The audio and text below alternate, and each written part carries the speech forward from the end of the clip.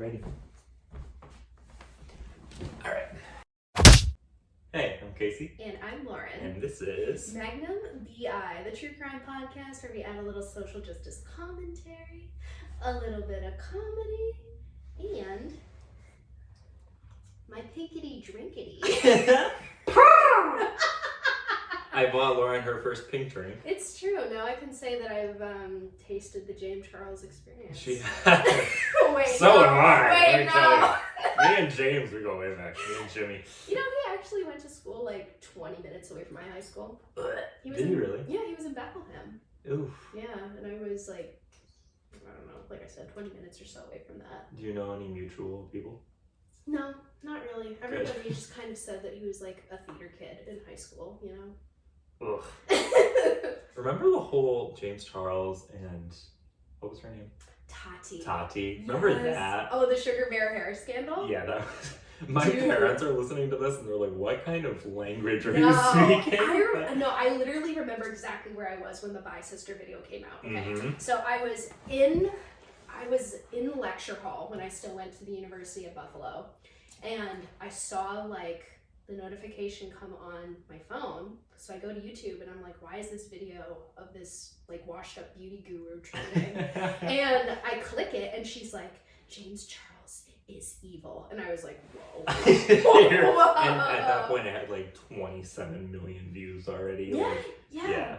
And so I sat down and watched the whole thing and I was like, damn, all this over some gummies? Yeah. All over some vitamins? It was really, really wild. It was a crazy time to be alive. It changed. And now we have the whole Johnny Depp Amber Heard trial, Mhm. which we might get into eventually. Yeah, a little, maybe like a little mini episode. Minisode. Like, mini-sode. Between seasons, maybe. Yeah. Something quick just to touch on it because we're like 1 week in as we're recording this right now. 1 week in a couple days.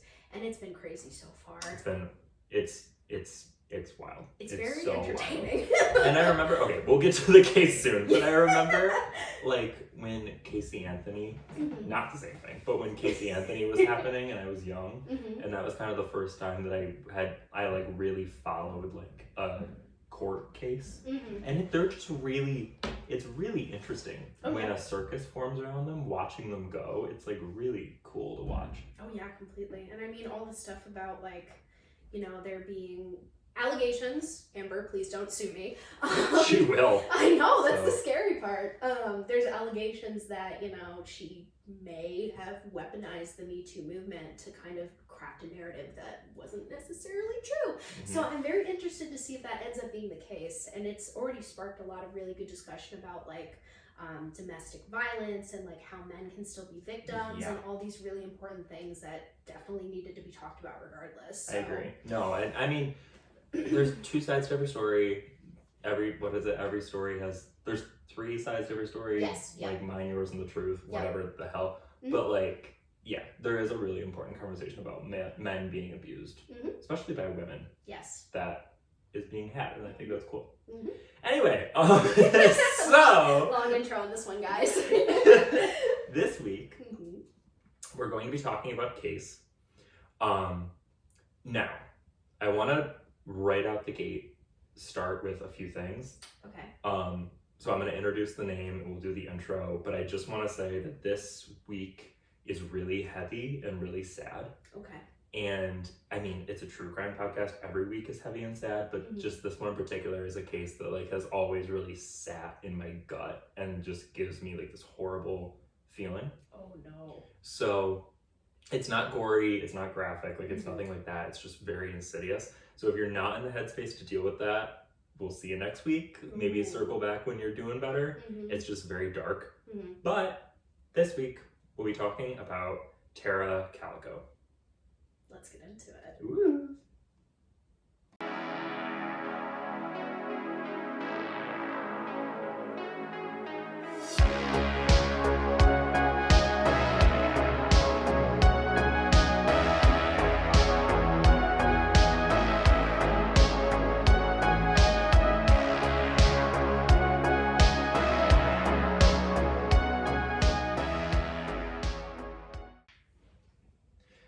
So Tara Calico was born February 28th, 1962 in Belen, New Mexico.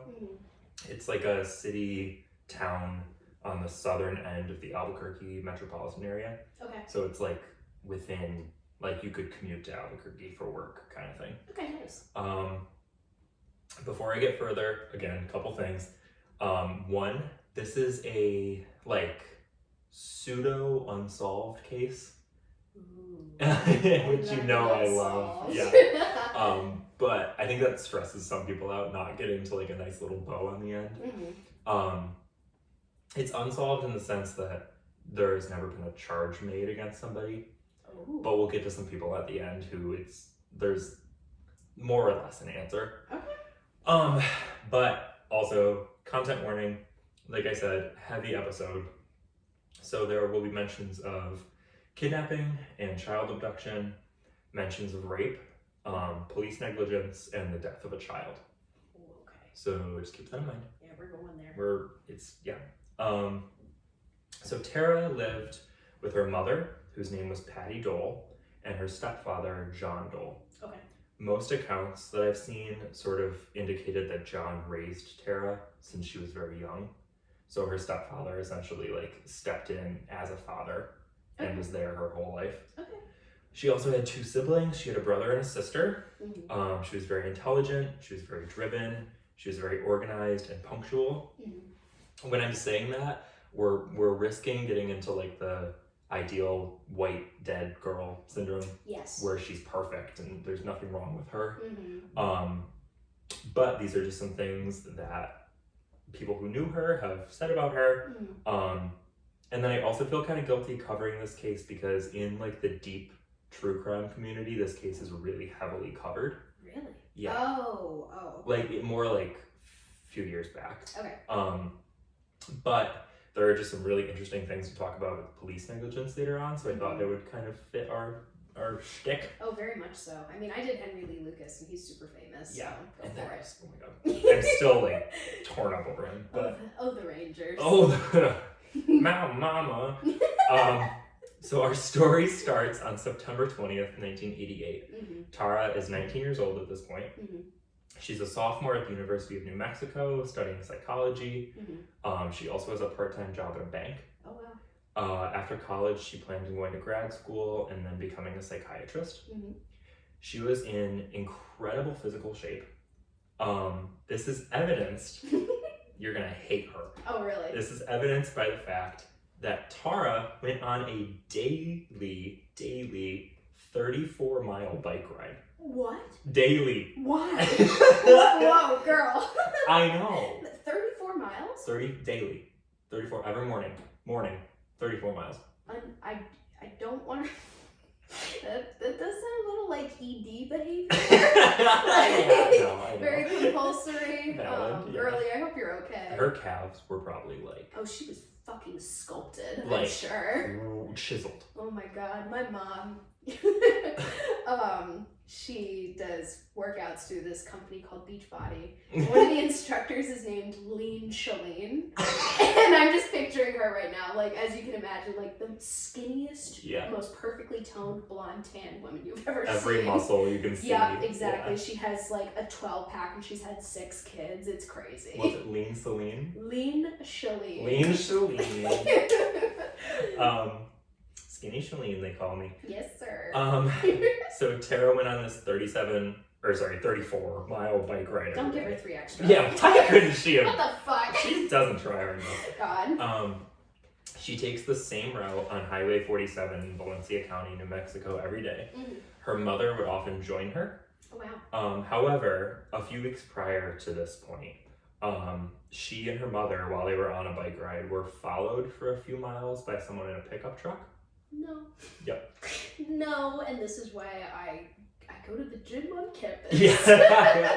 In the daytime. Yes, exactly. Oh, fuck that. No. It freaked out her mom so much that her mom stopped going on the bike rides. Oh, no. She encouraged Tara to stop going as well. Or if she was going to go, she told her that she should be carrying mace. Yeah. But Tara, like any 19-year-old girl would, was like, Mom, it's fine. I want to go on my bike ride. Like, it's not that big of a deal. Whatever. What if I miss 34 miles? What'll I do? What if I only get 15 miles? Yeah, what am I supposed to do? So around 9:30 in the morning on September 20th, Tara goes for her 37-mile bike ride. 34. 34-mile bike. She had plans to be home by noon so that she could get ready to go play tennis with her boyfriend. Oh my god. So Girlie was gonna go play tennis after this. Holy shit, what kind of Starbucks pink drink is she drinking? Coke. Can I have some? A while earlier, like a few days or a few weeks earlier, her bike had gotten a flat tire. So she told her mother, Patty, that if she wasn't home by noon to get ready to play tennis, she should come looking for her because her tire might have gone flat. Okay. At noon, Tara was not home. Okay. No. Oh no. So Patty drives along the usual bike route looking for Tara, and she doesn't find her. She calls local hospitals thinking that maybe Tara got in an accident and was picked up by someone. Eventually, she calls the police. Yeah. So instantly, a huge police team is organized, a search team is organized to go looking for her. But they did not find Tara. Okay. Instead, along the route, they find a broken piece of her Sony Walkman. Oh. And it actually had a cassette tape in it at the time. It was a cassette tape by the band Boston, which is the most deeply 1988 thing in the world. What have they done? Boston? Yeah. Some of my mom's favorite songs. I couldn't name one of them. Okay.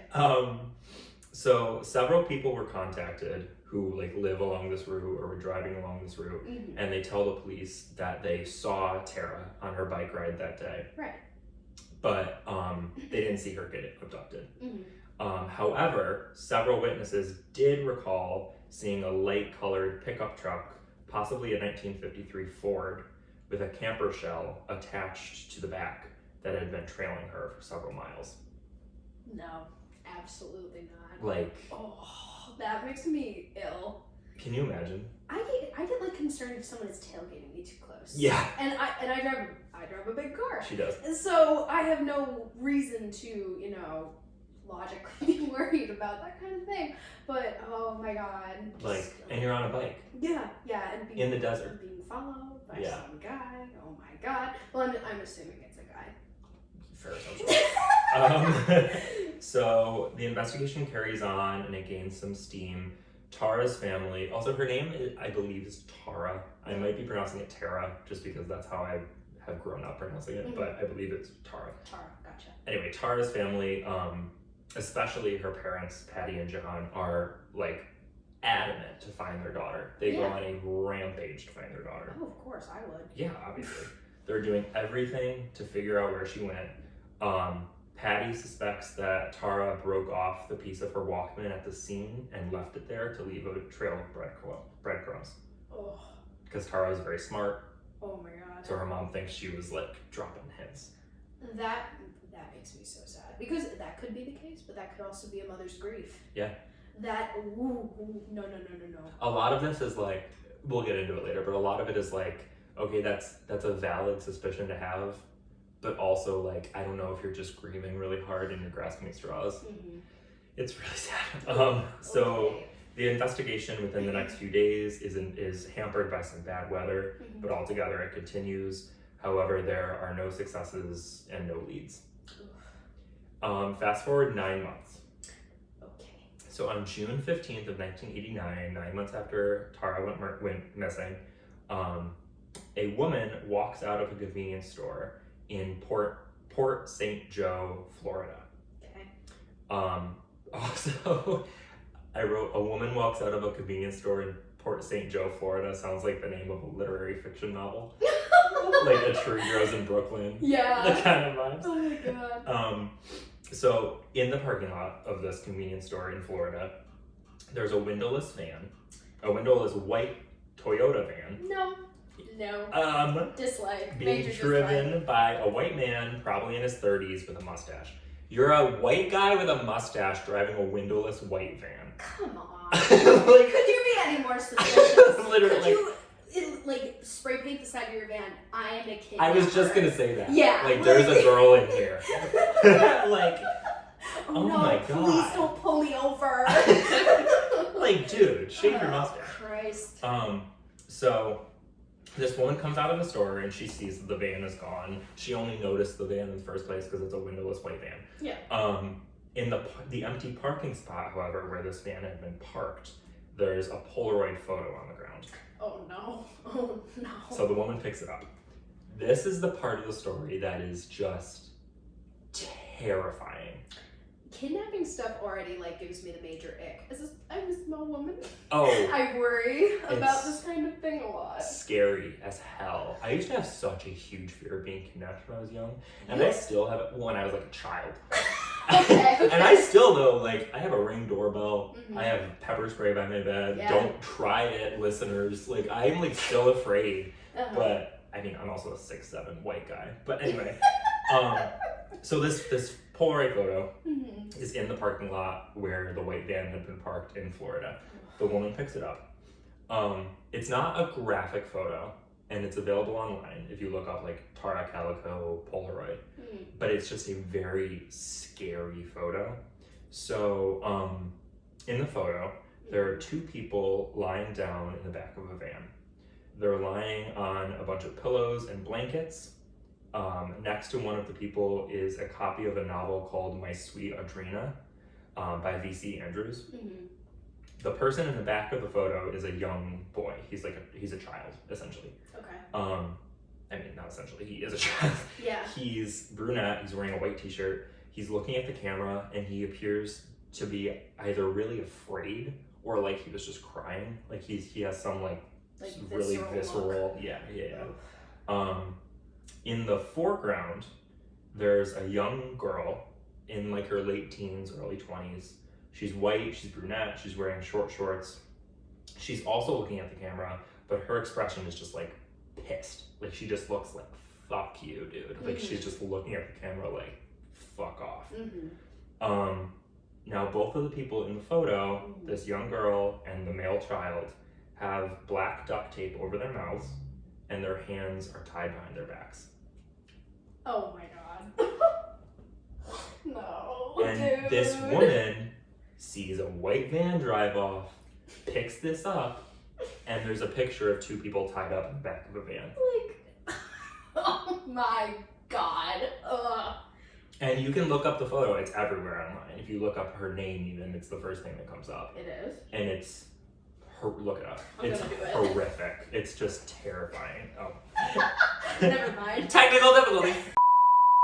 So the woman immediately takes this Polaroid photo to the police. Yeah. The this is really hard to say. The Port St. Joe, Florida police instantly set up roadblocks around the city to try and stop anyone driving a white van. All right, work. Yeah, like they were mobilized, they were ready, they were on their shit for once. Congratulations, Florida. Yeah. They're thinking that this young woman and this child are trafficking victims. Of course, yeah. However, they can't find the guy. Fuck. Investigators, and this is like really crazy investigation stuff that's just baller. They're able to determine that the photo was taken. Okay, so the film on which the photo was taken, the Polaroid film itself, was only produced for the public May 1989 and later, that specific type of film. Oh. So since the photo was found in mid-June, it means that the photo had been taken in the past month and a half. Very recently. Like very recently. Ooh, okay. Which is really crazy that they could connect the dots like that. Yeah. Also, can you imagine Polaroids being that new?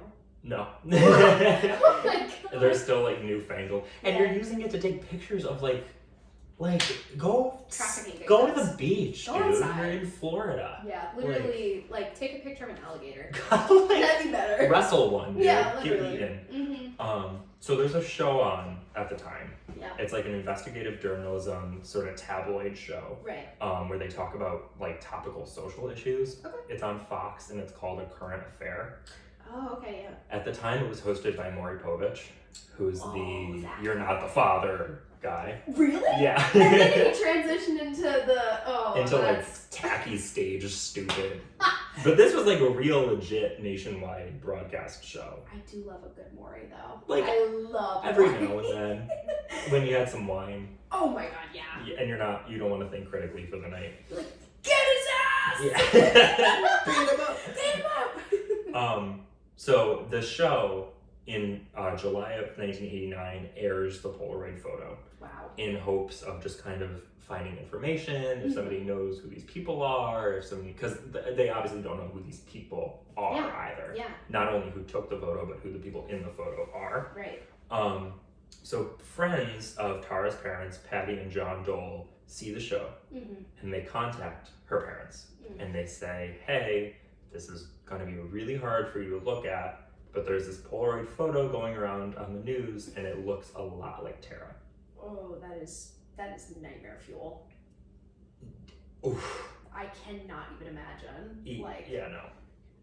Having to look, because the photo, looking at it as like a human being is hard. Yeah. Looking at it and being like, oh my god, that looks like my daughter. I cannot even imagine like the gut feeling, like people talk about like your heart drops out your asshole. Yeah. Like I think mine would do that. Yeah. You would. Oh my god. And then there's like some weird relief because it's been 9 months and you haven't heard anything, and now you're like, oh my god, this might be her and she might be alive. But then it's also like, is she okay? And in the photo, if you look it up, you'll see it. But the very young boy and the young woman in the photo, they don't look like beaten. They don't look starved. Their skin is actually tan. Like they look like they've been being kept in okay condition. Oh, they're being kept. I know. Oh. It's like everything here is like there's silver lining, but it's like so deeply awful. Yeah, like she's alive, or she was. Or is she? Or is this she? even her? No one knows if it's her. So keep in mind, again, this white van and the place where it was found underneath the white van is in Florida. Yes. Tara went missing from outside Albuquerque, New Mexico. That's right. So for our non-American listeners, or for those of you who just don't know geography. Hi, that's me. There's 1,400 miles between Albuquerque and Port St. Joe, Florida. It's about a 22.5-hour drive. Wow. So it's been 9 months at this point, and we determined that the photo was taken fairly recently, but it's still it's a drive. It's not like next door. Yeah, of course. However, you can't hear that when they're playing Britney Spears outside my window. Anyway. I know you're here. However, Tara's parents are immediately convinced that this is their daughter in the photo. Yeah. They see the photo, they know it's her. There's a few reasons. So the girl in the photo has a cowlick in her hair in the same spot as Tara. There's a scar on the girl's leg, which looks similar to a scar that Tara had gotten in a car accident. And My Sweet Audrina by V.C. Andrews, the novel that was in the car with her. V.C. Andrews is the same author who wrote Flowers in the Attic, and V.C. Andrews was Tara's favorite author. So there's 3 hints that not only does it look like her, but you know, it might, it's probably her. And it's hard because A, it's a Polaroid photo, so the quality isn't the best, and B, she has black duct tape over her mouth. Yeah. So you can't tell for sure. Yeah. But people are thinking it's her. Yeah, that's pretty telling. So investigators, when they pick up this new photo evidence, they reach different conclusions about whether or not it's her. Scotland Yard. Whoa. Where did that come from? Yeah, they jumped in on this. Yeah, they were like, hello guys. Think we can help with you. Think we can help you with this one? Oh no, our awful far out. I think in Australia, I don't know. Our one UK listener. Sorry. Like, gonna hate crime. So Scotland Yard concludes that it's definitely Tara. Scotland Yard is confident that this is Tara. Okay, bold claim. The Los Alamos National Laboratory, which was founded in World War II to build the first nuclear bomb. Whoa. And then later became like an investigation hub. Okay. Says it's definitely not Tara. Oh. And the FBI is inconclusive about whether or not it's her. Okay. would you believe Scotland Yard or the nuclear scientists? Scotland Yard. I don't know. I don't know who I would believe either. Right? And then the FBI is like the tiebreaker, and they're like, I don't know. Yeah, Maybe. Maybe not. Nice work, guys. Like, thanks. Appreciate it. So obviously, from those 3 agencies I just mentioned, this case really escalated to the top levels of investigators. Yeah, that's a big deal. Scotland Yard and the FBI and this nuclear bomb. The only thing they're missing is the CIA and Charlie's Angels. Don't call me angel. What was that? We're gonna get copyrighted. Ari's here. So it gets escalated because not only is this a young, pretty, intelligent white girl, yep. But also it's a child, and also they're potentially trafficked, and it's across state borders, and it's just really bizarre. Yeah, like, I mean, what other case can you think of where someone disappears for that long, they reappear, they seem, hopefully they're alive, and there's a fucking picture? In another part of the country. Oh my god. With an unknown boy. That's fucked up. Yeah. That is so fucked up. And they don't know whether or not it's her for sure. Yeah, it's just someone that looks a lot like her and has a similar scar and a cowlick in the book. It's very, spooky. We can connect the dots. Yeah. Yeah. So online sleuths today have reached different results as well, analyzing like really minute facial features that you wouldn't really think about. But some people point to them being similar between Tara and this girl in the photo. Some people point to them being different. Jury's still kind of out on the photo. Really? Spoiler alert, jury's still kind of out on the photo. Whoa, I'm surprised Reddit hasn't figured it out yet. Where they disagree on it. There's a lot of discourse about the photo. Wow. The little boy in the picture. Mm-hmm. Now this is very sad, so just brace yourself. Okay. So immediately at the same time that Tara's family becomes aware of the photo and they go to investigators, the family of a young boy named Michael Henley sees the photo and they do the same. In April of 1988, 5 months before Tara's disappearance, Michael Henley disappeared during a family camping trip in the Zuni Mountains of New Mexico, which is about 75 miles from where Tara disappeared. Michael was at a campsite with his father and a family friend for only about 20 minutes before he wandered off and then disappeared. Oh, that breaks my heart. He's 9 years old. I don't know if I said that. He's 9? He's 9. Oh. A snowstorm hit the area shortly after, so the search became really difficult.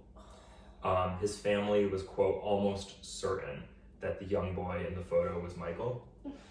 However, in June of 1990, so over 2 years after his initial disappearance, Michael's remains were found 7 miles from the family campsite. It is believed that he wandered off on his own and then got lost in the woods and died of exposure. Oh, no. Oh. So obviously, the young boy in the photo was not Michael Henley, because Michael Henley died within days of wandering off from the campsite. But other than Michael Henley, no other really credible or like attention-seeking, I guess, leads have been made or made public. And we know it's not him. It's devastating. Yeah. So in the coming years, a few other photos pop up which appear to depict Tara. Okay.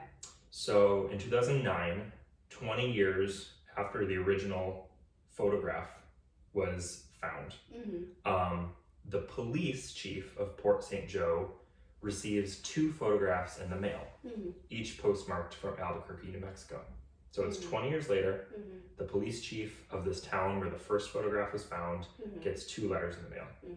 The first is a school photo of a young boy with brown hair who looks very similar to the young boy in the original Polaroid photograph. Right. On the photo, on this school photo, black marker is scribbled over the boy's mouth to look like duct tape. So someone took this photo of a young boy, scribbled black marker over it, and then mailed it to the police chief of the Florida town. That's ill. 20 years later. That is so ill. A couple months later, the same police chief in the mail, postmarked from Albuquerque, gets a copy of the original Polaroid, the one found in the parking lot. Oh my god, this man is a sick bastard. Like, I have literal chills. No, that's... Oh. I have literal chills. Ew.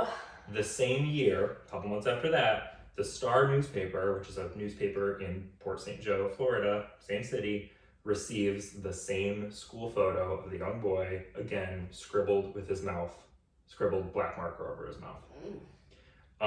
The photos were sent to the FBI to try to obtain fingerprints and see who might have scribbled black marker over this boy's face, or to identify who the boy was in these photos, because now they have a school photo. Yeah, you'd think there'd be like, I don't know, some kind of super secret FBI database, you know what I mean? Yeah, right? Like where they have every picture, I don't know. In 2009, like, I realized that the school photo was taken like 20 years earlier, but you'd think in 2009 they'd have some kind of technology at that point.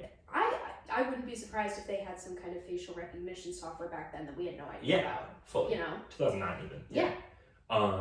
No leads were ever made. Fuck. Oh, God damn it. So 2 more Polaroid photos surface, which may have been Tara. One was found on a construction site in Central California. It depicts a young brunette woman with tape covering her mouth. She's staring at the camera. Now, it's really blurry. It's a lot blurrier than the original photo, but the background appears really similar to the fabric in the white van. So, like, the background of this new photo looks really similar to the background in the original photo. Another Polaroid, not sure when it was found, but it depicts a young woman and a man on an Amtrak train. The woman is bound in gauze, and she's wearing black glasses. The man is holding her, and he appears to be like taunting her or making a joke. And she just looks like scared and like she's in pain. And it kind of looks like Tara. This one's really particularly creepy. Yeah, that's that. Ew. Yeah, I have like really full body. That's so icky. Tara's mother, Patty, believes that this blurry photo that was found on the construction site, the one with the similar fabric in the background, is her daughter. She believes that this one and the one found in the parking lot in Florida are her daughter. She's dead set on that. She thinks that the one on the train, the one where the woman's wrapped in gauze and she's being held, she thinks that's like some kind of weird gag or joke. Yeah, they're fucking with her. Or they're fucking with her, or it's totally unrelated. Like, she doesn't think that's her daughter. Most people online also think that the train photo was some kind of sick joke. Okay. So Patty, Tara's mother. Yes. In the years following the disappearance, Patty and John, Tara's stepfather, become auxiliary deputies in New Mexico. What? So they go through police academy training and they become deputies. Wow. So that they can carry weapons and so that they can be privy to all the police proceedings around their daughter's disappearance. Wow. And that's not like an online course. Yeah, that's training. That's an undertaking. Yeah. Wow. So because of this, in the mail, consensually, they receive hundreds and hundreds of photos of unidentified dead bodies in hopes that they could identify one of these as Tara. And Patty looked at every single photo that came. Patty. Oh, I couldn't do that. Never knowing whether or not this was going to be her daughter. And even if it's not, you're still looking at a dead, unidentified girl. That in and of itself would definitely re-traumatize you over and over and over again, seeing that. But then every day opening it and being like, I might see a picture of my dead kid right now. And then being disappointed when you don't see a picture of your dead kid. But also relieved. It's, yeah. So the case is really frustrating because other than the suspicious, eerie photographs, there's never really been any real progress. Except for in 2008. Okay. So in 2008, the sheriff of Valencia County, a man named Rene Rivera, makes a statement that he knows exactly what happened to Tara. Whoa, goddamn minute. Where was this asshole 30 years ago? 20 years ago. But where was he? I don't fucking know. What? Okay, fine, fuck it. Tell me the thing. Oh, he's like, so I know what happened to Tara. She's not the girl in the Polaroids. Really? None of those photos are her. Bold claim. I know what happened to her. I know who killed her. I know it was a group of boys from her high school. I know which ones it was, but I can't tell you. No, absolutely fucking not. I cannot even imagine what I would do if I was Patty. He makes a public statement. You know that scene in The Simpsons where Homer has Bart by the neck and he's just shaking him? Yeah. I think I would go Homer Simpson on his ass. It's like, why say anything, bro? Yeah, what the fuck? If you're hello? You're just gonna keep it to yourself? So Renee, the sheriff, right, says that since there was no body ever found and there was only ever circumstantial evidence, though he knows who killed her, he can't make a case, so he's not going to say their names. This guy's an asshole. He's an asshole. He's a real ass. It's like, why freaking say anything then? Like, are you just trying to torture her parents? Like, yeah. what do you gain? Literally. Like, what? Why say anything? Yeah, then? why? No one's pressuring you. It's been 20 years. Why say anything? You now decide to come clean. You're Yeah. like, I know exactly who did it. Her mom's like, oh my god, finally, yes, say it. Who did it? And I know why they did it. I know how they killed her. But I'm not going to tell But you. I'm sorry. XOXO Gossip Girl. We don't have a body, so like that's awkward. Sorry. Sorry, guys. So let's jump to 2013. Okay. It's now 25 years after her disappearance. Mm-hmm. A man named Henry Brown makes a deathbed confession to police. Number one, that's the most generic name. I know. I kept writing it and I was like, is this even right? Yeah, and that's like John Doe. Yeah. But number two, okay, let's hear it. Okay. So Henry says that shortly after Tara's disappearance, he had been at a party in the basement of a boy named Lawrence Romero Jr. While he was there, he noticed a dead girl's body under a blue tarp. What? What? Okay, what kind of party is that? In a basement. And why are you just like, oh, sick? Anyways. Okay, so two things. One, trigger warning. This is where we're going to talk about rape. Okay. So just keep that in mind. Mm-hmm. Two, I'm about to say a lot of names. Mm-hmm. I'm going to try to explain who they are as I go. Mm-hmm. But some of these fuckers are still alive and I want to put them on blast. Okay. Third thing, our lawyers told me that these are all allegations. None of this is truth. No one's ever been charged with anything. XYZ. This is just the story that Henry Brown told on his literal deathbed. And why would you lie on your literal deathbed? Anyway. Allegedly. Yeah. Again. Our lawyer. So, Lawrence Romero, who's hosting this party, right, tells Henry Brown that him, Lawrence Romero, a man named Dave Silva, and another unidentified man who was at the party and had red hair, saw Tara on the day of her disappearance. They were driving with their friend Leroy Chavez, so there are 4 guys in the car. They're in Leroy's truck. They drive past Tara on her bike. They knew her from school. They all went to school together. And there was some kind of love triangle happening. I couldn't piece it together fully, but Tara was involved with one of them, and now she was dating one of their friends. Like there was just some kind of teenage love drama going on. Some kind of entanglement. Yes. Yeah. So the boys slow down. They drive next to her in their truck, and they're harassing her. They're telling her to get in the truck. They're making fun of her. They're reaching out the windows at her and trying to pull her off her bike. At one point, Leroy Chavez, who's driving the car, accidentally hits her with his truck. She falls off her bike. Yep. They grab her. They throw her in their truck. They take her to a pit, and they rape her. A pit? A pit. Like in the woods? In the desert. It's New Mexico. Oh, some New Mexican desert pit. Oh, that is a nightmare. That is and these awful. 4 men, who I might call boys because they were in high school, but they're freaking men. Old enough to know better. Old enough to know better, to drive to know better. Ugh. They rape her. Ugh. When Tara threatened to go to the police, Lawrence Romero Jr., who's the one hosting the party, who's the one who has the dead body in her basement, he is scared when she says she's going to the police. So he goes to the truck, he grabs a knife, and he stabs Tara to death while the other 3 men hold her down. They hid her body in some bushes. But after the search efforts really started revving up and getting serious, and it was like a huge thing, they got scared, so they moved it to Lawrence's basement. Oh. They disposed of her bike in a junkyard, and eventually they threw her body in a pond. Oh.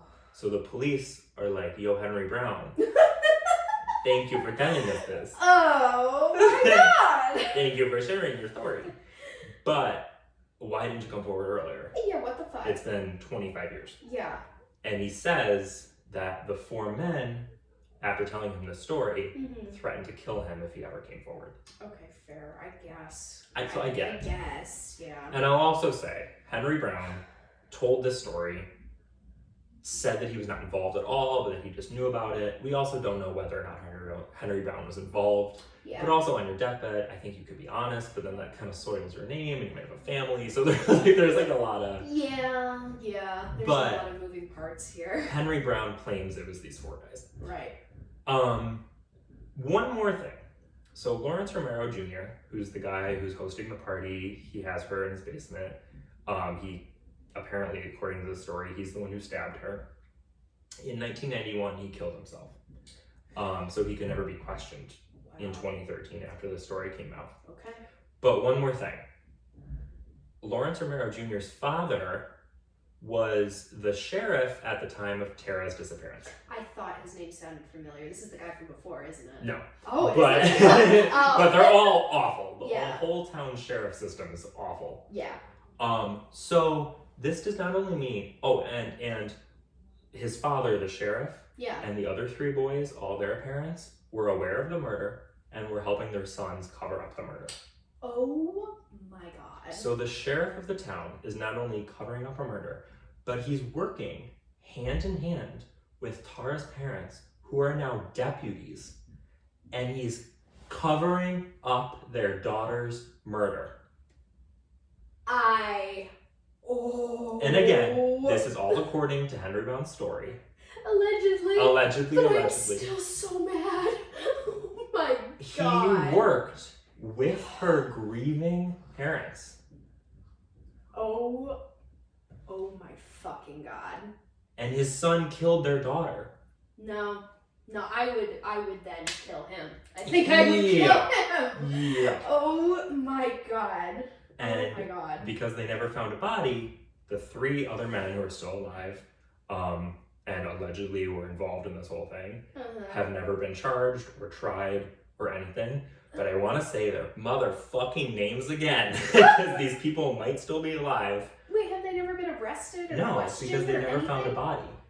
Oh my god. And it's all circumstantial or whatever the fuck. Uh-huh. Lawrence Romero Jr., who's dead, and his sheriff father prick, Dave Silva, Leroy Chavez, who was driving the car, and this unnamed guy at the party with red hair. Fuck you, Ginger. Fuck you, Ginger. I hope someone takes that out of context and posts it on the internet. We get canceled. Since Henry Brown's deathbed confession, another man has come forward to the police to back up the story, saying that the group of men told him the same thing, and that he heard it too, and that it's real and it happened. Oh my god.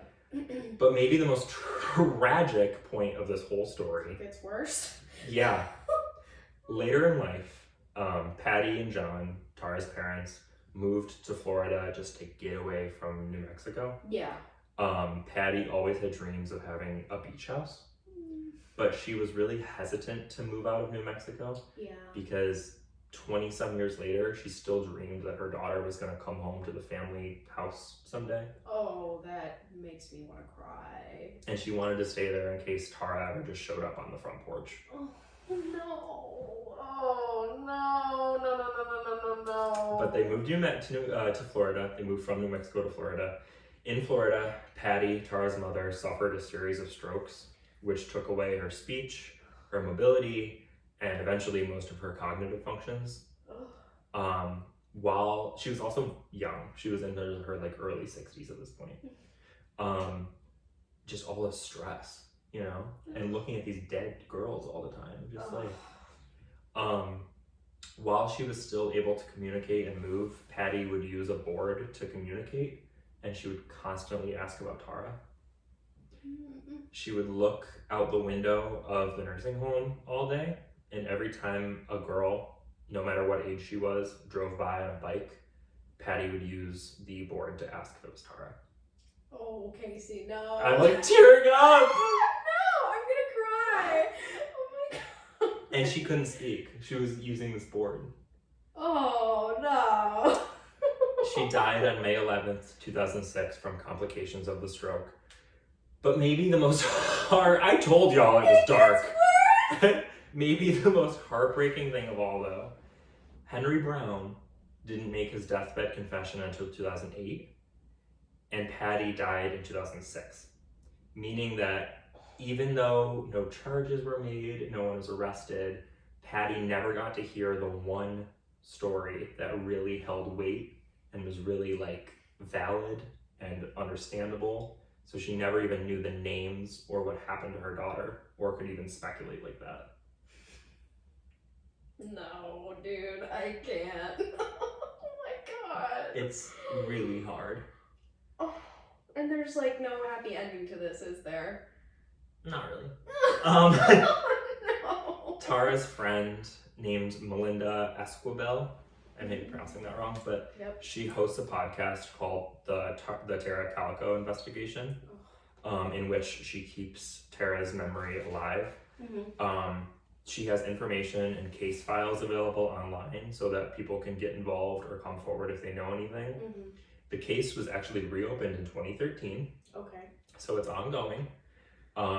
There's still a $20,000 award offered by the FBI for anyone who can provide information which leads to a body or an arrest. Mm-hmm. Melinda, her friend with the podcast, is like a full sleuth and does like full investigative journalism, detective work. Like her podcast is like, she like interviews people, she hunts shit down, she like goes through records, like she's like deep in it. Wow, what's the name of the podcast? You can find it at taracalico.com, TARACALICO.com. Mm-hmm. And if you know anything, we're talking to you. You guys out there. You should contact your local FBI office or nearest American embassy or consulate. Wow. And yeah, that's it? That's Tara Calico. Oh my god. That's a really, really tough one. Oh man, I don't think I could do more of these mother-daughter ones. That's gonna make me cry. Yeah. No. And just the way that if she had lived 2 years longer, years. she wouldn't have seen an arrest, she wouldn't have seen any of that, but she could have heard a story that like really like held some water. No, my heart, Casey, that one's terrible. I'm sorry. Oh man. And the photo. God. I'm looking up the photo for you, Lauren. Okay, great. It's like it's not fun to look at, but we'll have to put this on the YouTube video too. Yeah. But it's. Oh no, dude. It's horrific. Oh. And they still don't know if it's her or not. I mean, the sheriff is adamant that it's not, and he's adamant that it was these teenage boys, but like, I don't know. Christ, that is horrifying. Because you look at that, you know, and it could be nothing other than two people that have been kidnapped, you know? Yeah. Like, it's not a fucking joke. What else would it be? Oh, God. And if it is a joke, it's a weird freaking joke. Oh, that's so fucked up, And that's dude. the train picture. Oh. I have like full body chills. Oh, that one is foul. I don't like that. Anyway. Oh, God. That's Tara Calico. Thanks, I guess. Congratulations.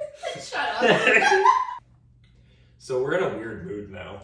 Yeah, Casey, you really brought the vibes down. We're gonna drink some rosé. Yeah. We're gonna do some editing. Yeah. Be good.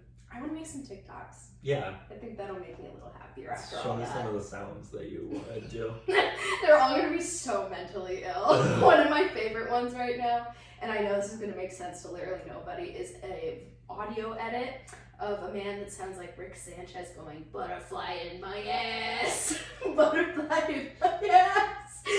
That's the entire sound. A hobby would really do you well. This is my hobby, fucker. We're not merging those two worlds for you. No, we're not.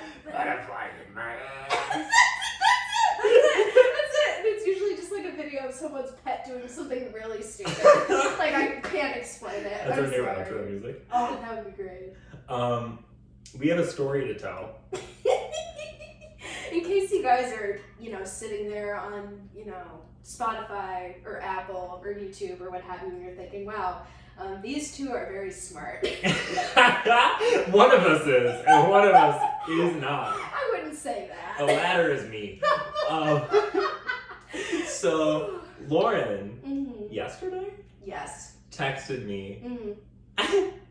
So, we have a lot of beautiful women friends. Yes. We have two in particular that are very beautiful. Yes. And Lauren texted me saying something along the lines of like, what did you say? I said, you need to stop being friends with so many beautiful women, because when I see them, my brain turns to mush and I can't speak to them because I have gay brain.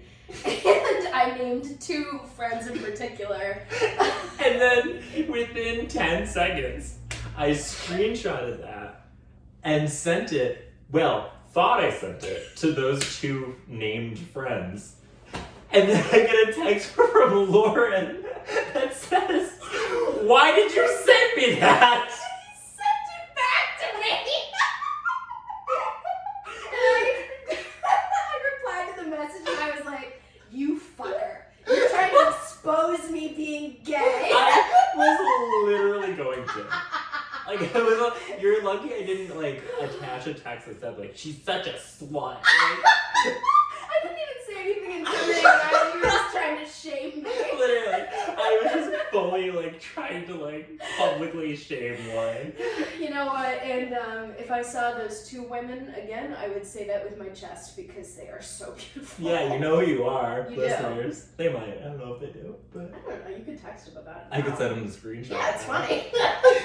Yeah, if you want some tea, listen to the newest episode of Magnum B.I. So I'm deeply sorry that I tried to out you as a gay woman. Well, I mean, fucking look at what I'm wearing. It's called Magnum B.I. It's called Magnum B.I. I'm wearing a crop top and it's 30 degrees outside. And it's half flannel. I have dyed hair. This is really cute. I like this a lot. Thank you. It's really cute. I thrifted it. Did you? Yeah, even gayer. Yes. So, I don't know what kind of signals I'm sending out, but you just amplified them, so thank you. You're welcome. Congratulations. Thank you. So, thank you guys for listening. Yeah, thank you guys so much. I mean, this one was heavy. Yeah. I just realized I don't know which case I'm doing next. That'll be a nice little surprise. Yeah, well, you know what? I'm going to keep you guys guessing. Is it? Oh, it might be. Do you want it to be? It's up to you. Okay, we'll do that one. Next week, I'm going to be doing Eileen Wuornos, and I don't know. I think as far as female serial killers go, she might be the one that at least everyone in America kind of knows. Yeah. Aside from maybe some kind of angel of death nurse or something like that, she was very famous. Mm-hmm. And I'm going to do a lot of the research. I'm going to do biography, and I know you want to include some poetry. I do. So we're going to make this very WGS. Yeah. And we're going to talk about Eileen. So if you want to hear it, tune in next week, see what's up. Yeah, can't wait. Yeah, it should be good. Don't forget to like and subscribe on YouTube, Mm-hmm. follow and rate on Spotify, Apple Podcasts. Mm-hmm. And check out the TikTok. I'm going to try and put some things on there. So hopefully Butterfly in my ass. maybe not that. But hopefully there should be a couple memes on there. Yeah. So check it out. Thanks for listening, guys. Yeah, thank you guys so much. And Magnum B.I. B.I. Bye.